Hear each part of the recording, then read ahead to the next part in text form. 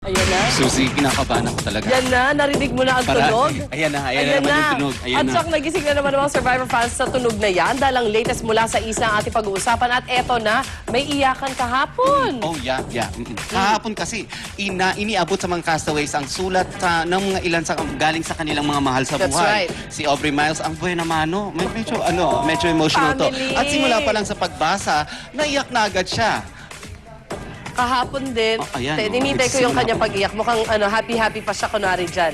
Pero baka mamaya nakaw, mahirap pag galing sa family. Totoo, lalo matagal kang nalayo sa kanila, di ba? Ay, nakakamiss. At background pa talaga niya si John Hall. Wala lang, natatawa Wala lang. lang ako. Added info lang. Added intriga lang na hindi naman kamay ni John yun, ano? Ay, hindi. naman, Nagkakamot naman. siya. Okay. Actually, kamay ni Aubrey yun eh. Kamay ni... Oh, wow! Tatlong kamay ni Aubrey, ha? Ayan na! Ayan na, unguarded moment. Ito pa naman ng plug, yun yung pinapakita. Oy, in fairness, may akala ko may touching factor. Ito pa naman yung pinakita, kaya akala ko naiyak si Aubrey dahil kay John, pero hindi mo pala, nakapwesto lang sa likod niya.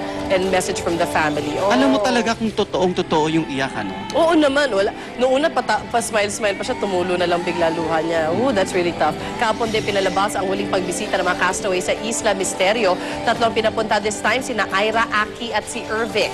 Pero sa kanila, si Ira ang nangarir sa paghahanap ng coins.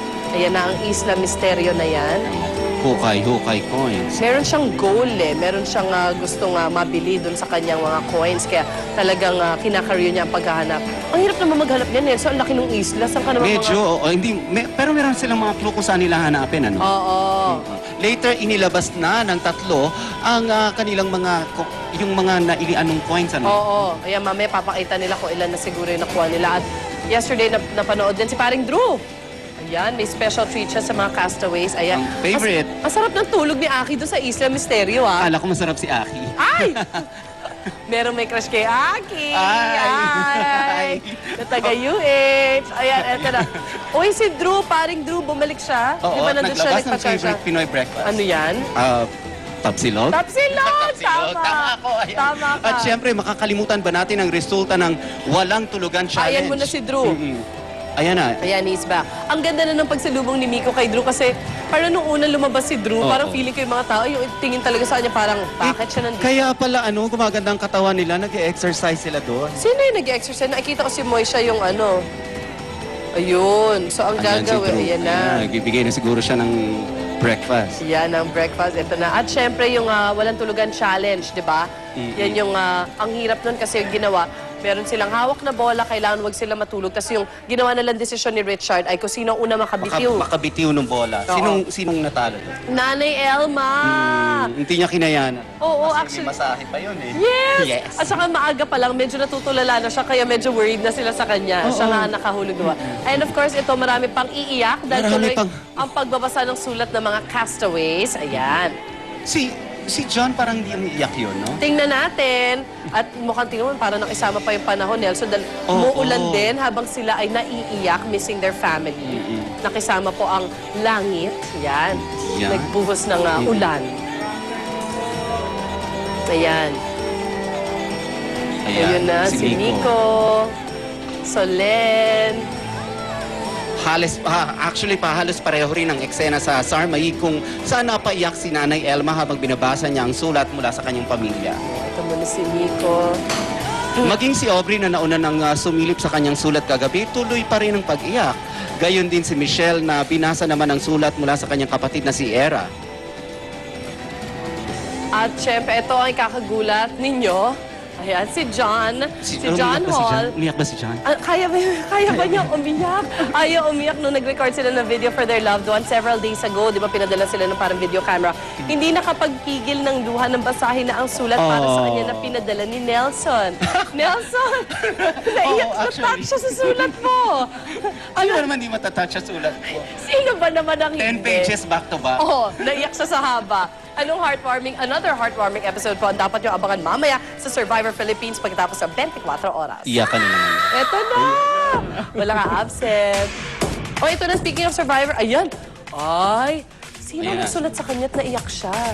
Gusto ko, may emosyon din Ayan, siya. oo. Hindi kaya siya rin ang nagsulat niyan. Kaya naiyak siya. Ano yan? Sino nagsulat? Gusto ko pala. Intriga na ako. And speaking of Survivor-related dyan, ang ating next chika, pero ang ating nakakwentuhan, no other than my friend. My friend pala. No, my friend. I-claim na natin, Piola Pascual. O, di ba? Papa P. O, anong intriga to? Dahil kaya sa katapat ito ng kanyang show, yung Actually, Survivor. proud na proud si Papa P. Papa P talaga ang Of tawag. course. No? Kaya, At Piola. proud na proud siya kay Yaya Moy dahil nag-level up ng kasikatan nito matapos sumabak sa Survivor Philippines Celebrity Showdown. O di ba, kumbaga walang personalan, trabaho lang. Watch this. Piolo Pascual, proud sa kanyang yaya. Lumilevel up na nga sa kasikatan ng celebrity castaway na si Yaya Moy. Ayon sa kanyang amo na si Piolo Pascual, agaw eksena raw ang kanyang yaya tuwing may mall tour siya. Marami pa nagmamall show ko, papapicture sa akin, nagpapapicture din sa kanya. Sabi ko, okay, go. Pero hindi nagtado naman, hindi nagbago. Nagmukha lang lalaki sa gupit.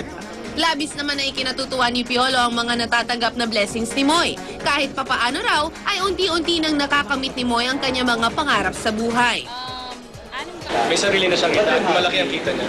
I'm so happy. Blessing ko. I mean, kung ano man yung success ko rin. You know, from how and where we started.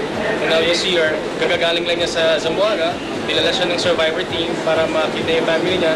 And all expense paid, she got to see her family, she got to spend time with them. So nakakatawa because hindi mo na kailangan gastusan. And at the same time, nare-reach niya yung dreams niya, yung goals niya sa buhay.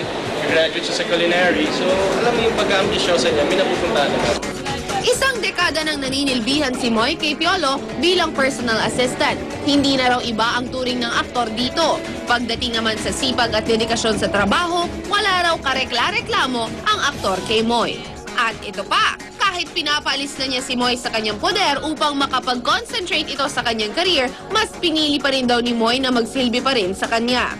Actually, hindi siya yung tipo na yumaman lang o nagkaroon lang ng break ni Juan. Ayaw niya. Sabi ko, pwede ka na naman umalis. She's celebrating her 10th year with me today sa kasama ko sa bahay. So, nakakatuwa because wala nagbago sa kanya. Kahit puyat, didiretso sa taping. Kahit galing sa mall show ng Survivor, didiretso siya sa taping ko.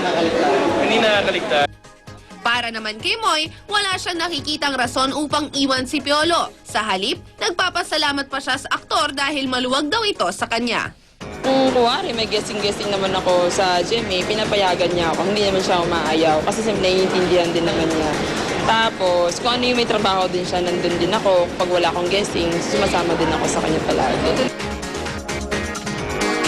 Nakakatuwa naman. Sobrang Oo, sikat na siya. Alam mo, kwento ko lang kasi minsan daw,